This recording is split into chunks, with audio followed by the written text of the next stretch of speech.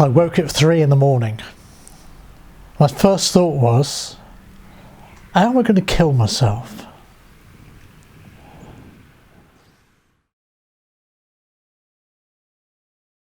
The first week of our holiday, and we come back home and the police were on the doorstep.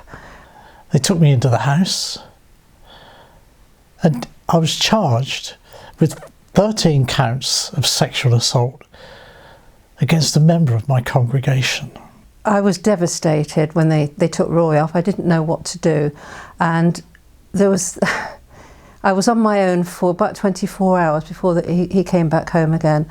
My wife believed that I hadn't done it from the very beginning. The problem was that this woman was actually imagining and fantasizing what happened to her. When the trials came, the 2 trials, the second trial was down at Bournemouth Crown Court, and where I had to wait outside the court, and most of the time I was pacing up and down because I just couldn't sit all that time. I think it was about 4 days before I went into court to testify, and by that time I was really crumbling. But then I found some strength somewhere and suddenly became aware that something was happening. The first trial was a hung jury. The judge sent them out. They came back with they couldn't agree. The judge sent them out and they came back again. He wanted a 10-2 verdict, but they couldn't come up with it. So we had to have another trial. The second trial, halfway through, the judge stopped the prosecution and told the police to go away and do their job again, because actually they had no evidence against me. And the judge realised this. I remember the day when Roy was across the other side of the room. We were all waiting for something to happen, and he went like that, and I said to my friend who sat next to me, something's happened. And we didn't know what it was, but it was a witness in the court had said something which turned everything on its head. We met again. Some weeks later, the prosecution came back to court in Bournemouth, and I was placed in the dock again by the judge. And the judge then announced, the prosecution is very sorry for a wrongful prosecution, and I'll award you compensation. You are now free to go. That was not the end of the story.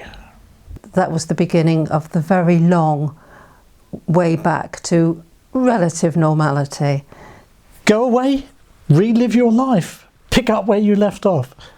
No can do. It's interesting because although the trial and all that business was out of the way, we still had the fight with the church and the authorities for Roy to be accepted back in. I mean, we thought he should have been brought right back into the church straight away because he'd been falsely accused.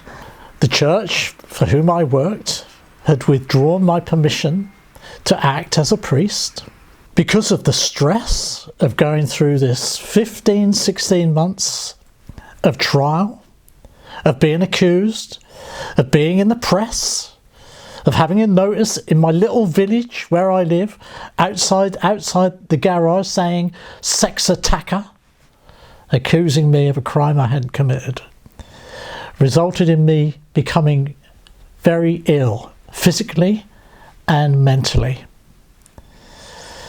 You may have heard of post-traumatic stress disorder.